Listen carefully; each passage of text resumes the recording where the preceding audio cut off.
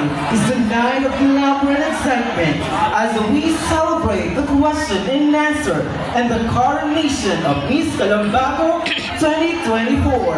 Join us in welcoming our finalists as they dazzle in their evening gowns, all while being serenaded by the captivating melodies of the CCSIS crowd. Let us all together make this evening astronomically unforgettable.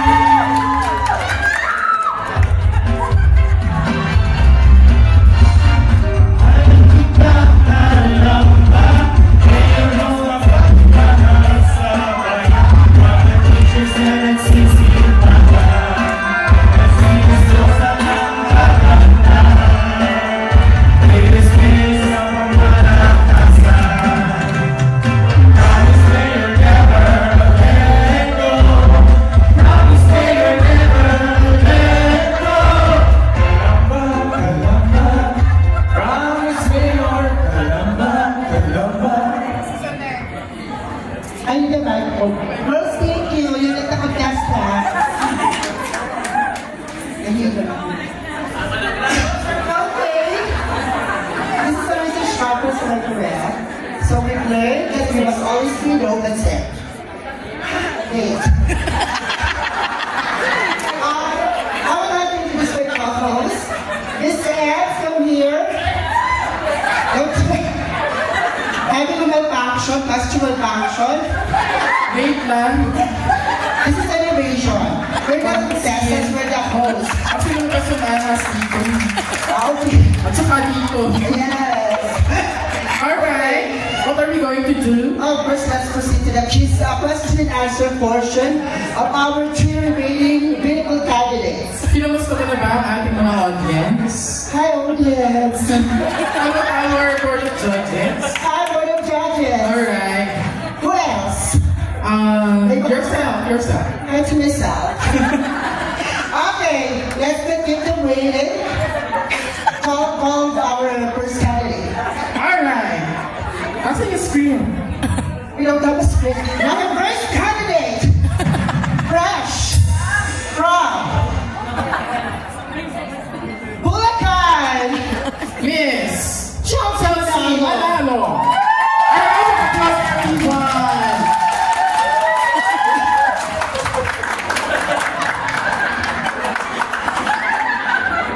Very Chelsea. Okay, let's ask Chelsea Manalo question. Yes. How are you, Miss Chelsea? Behave ka lang mo. Good evening. How are you? Naku, paano dito? How are you? How are you to find out? Question? Your question is, if you are given the chance to live in Calamba City, will you do so? Thank you for that wonderful question. I did my own research. Oh, that's very good. Alright. As a woman of color, regardless the color and stature in life, we deserve equality. Just like the pamaskong handog sa lahat ng Kalambenyo. As a Bulacania, I want to experience it too. That's all. Thank you. Oh, very well, Chelsea Manalo. Have you experienced the pamaskong handog? Yes! Oh, kasi sa pamaskong handog? Hindi.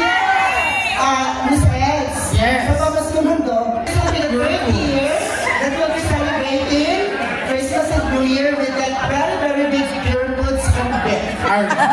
Is it? Is it? Yes! Deserves a round of applause! Mayor! Yes, Mayor, thank you so much. Yes po. Pwede You're ba yung grateful. pwede ba yung kulay puti naman sa sunod? Delmundo. Delimondo yun. Delmundo. Tayo nakakakain. Baka maahangin. Mas ka naman yung malimundo si Mayor. Yes. Kailangan yun ang Delimondo. Depende. Alright, our next.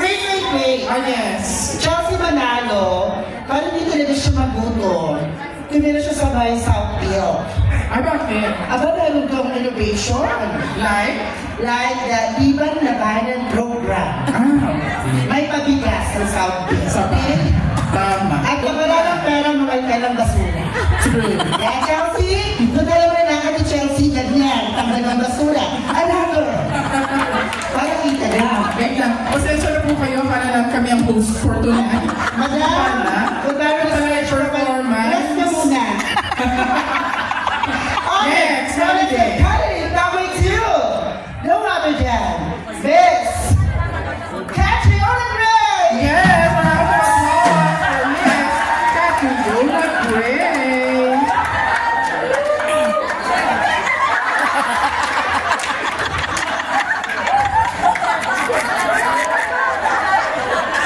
Oh. Bagong tuli pa yan. Okay, Miss Catriona Gray, will you show us that turning, walking? Lava walk. Okay, lava walk. Once again, Miss Catriona Gray in her lava walk.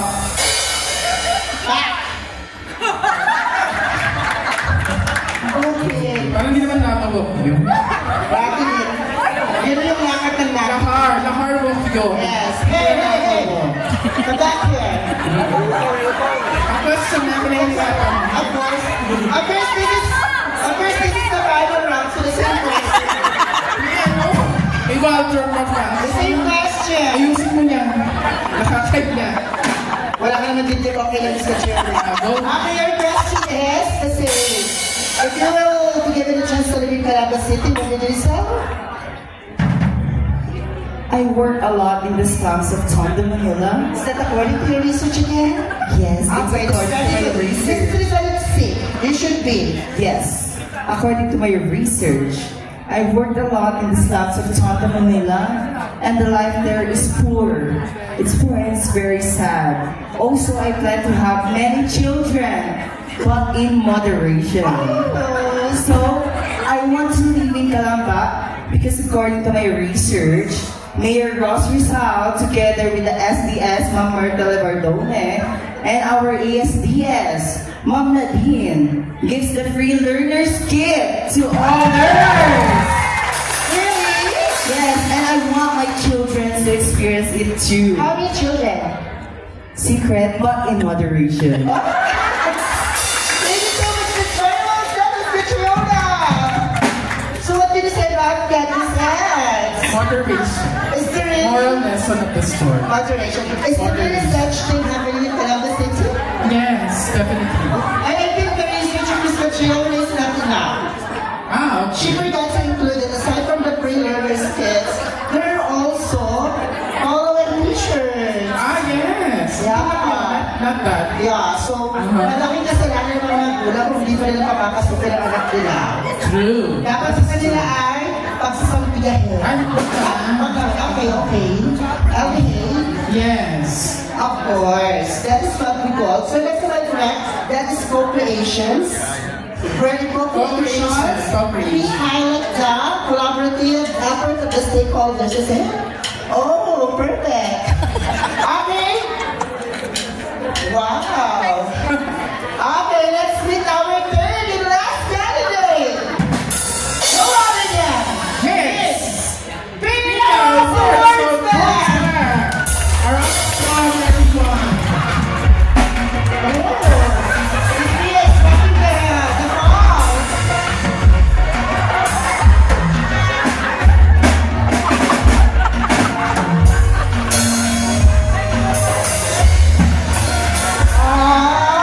One more.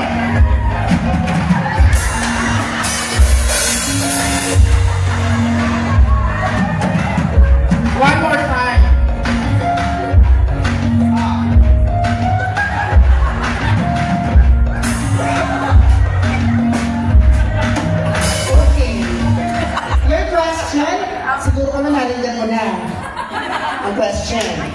May headset ako kanina. Wala na yung Okay. Go. The question is, will you live in Calamba City? Wala pa nga. Huwag ka muna mag-research. Wala pa question. I gave the question. You gave already. But you're having data problem. Okay, go. Thank you for that wonderful question. To live in Calamba City is both an honor and a responsibility. And according to my research, Calamba is one of the richest cities in the Philippines. And the leader, especially our Mayor Ros Rizal, is very responsible in providing services and opportunities to the people. And I want to experience it too. Oh. Saan ka ba yung makiran? Saan ka tira kayo? Cagayan de Oro. Cagayan de Oro City! But you're married. So you're no longer... Kaya ang Cagayan de Oro. No longer a citizen of the Philippines. So you're no longer the beneficiary. So sorry, okay? So you know now your place, your second runner-up later. Or probably misplaced. Yes, yeah. We'll find out. Thank you so much, Miss P. I want your words back. Yeah, now we are on the moment of truth. Yes. So, are you excited to know our Miss Calambago 2024 tonight? will you give us a round of applause? Okay. Are you excited? Yes, a resounding round of applause. So May called in. May called in the representative of the Little Patungal Accounting Fair. Yes, Represented by our major Dr. sponsor. Yeah, represented by Dr. Danilo Tungal. Please hand us the results. Yes, sir. Napaka-confidential. Wala kita lang results, sir. Sa ulo niya, sa ulo niya. Okay, here's the result. I have here the results. Dito pa na. Yes, very confidential. No one will touch your, Mamaya yung title na sa upuhanin, ha? Okay, so let's have the winners. Our second runner-up. And of course, to be awarded, wait lang. So, our second runner-up is going to be awarded by our very hardworking Yes. ASDS. Yes. But the challenge is, aside from presenting the award, she will be also giving the cash prize! Oh my God. It's after the generosity of our very beautiful Ma'am Nadine Salindro. So our second runner-up! Hold on again! Okay, imaginary din. Imaginary yung results. Okay, our second runner-up is Miss Pia Rosa-Winston!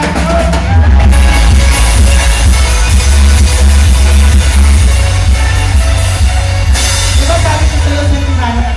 Ma'am, And the crown. and of course, the crown is going to be given by our Miss Calambago 1975. 1975. Luisa Marie! Yes. Yes. Miss Luisa Marie! Yes. Oh, Ma'am will be honored. 1975 pa. 1975. Di ba? Kita nyo naman po. Nagiting na sa magitas na kapo. Grabe ka. Congratulations, Miss Pia!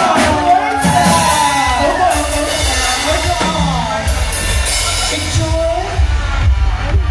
Anyway, Alright. Thank you very much, Ma'am thank you, Ma'am Nadine. Nadine. Congratulations, Tia. So, sana naman sa sunod hindi na imaginary yung cashews. Okay!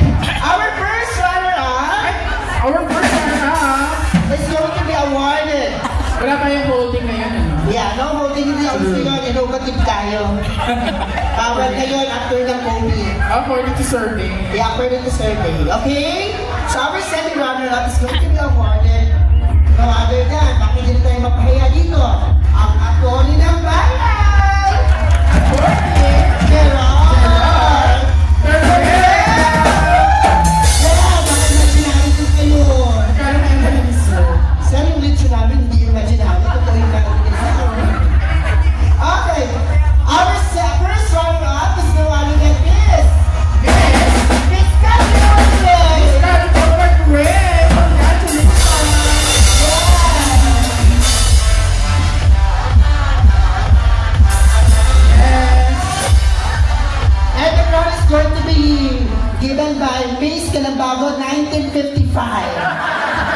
Ang dami naman. 1955. It is Columbus celebrating already how many years of existence. Okay, sir. Sir. Congratulations po. Take a picture.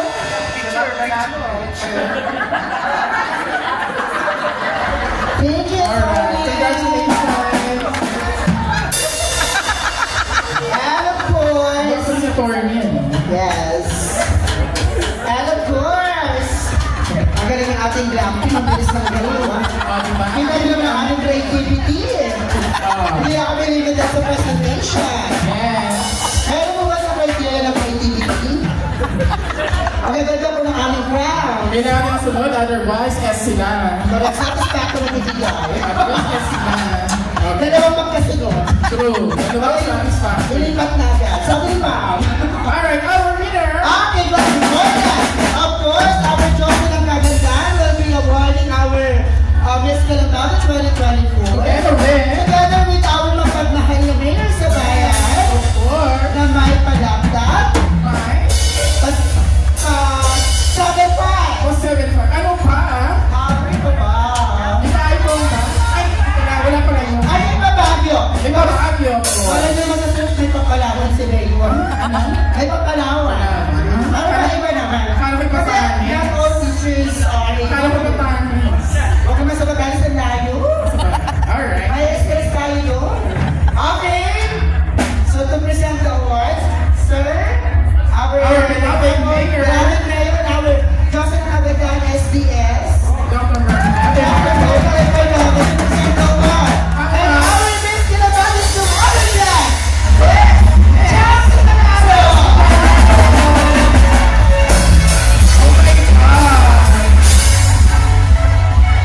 Unexpected. And to present the crown, we have Miss Calabato 1925. Celebrating about to celebrate her Christina.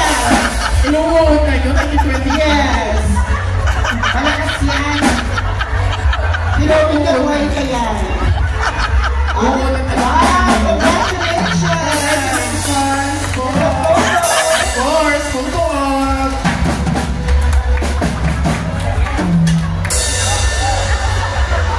Ang taga. Ay na ba? Hirap ka dito. Ayan, congratulations. Thank you so much. Okay lang muna iyalan ni Sir. Nakita ko kanina po. Hindi ko iyalan ko sa page ni Mayor. Please. Okay, congratulations. And of course, nasa na yung magsasalita? Goes, 1, 2, 3, go. Ladies and gentlemen, get ready for an amazing night with Joseph Manalo and the CCSIS Dance Troupe. Enjoy the show and let this celebration begin.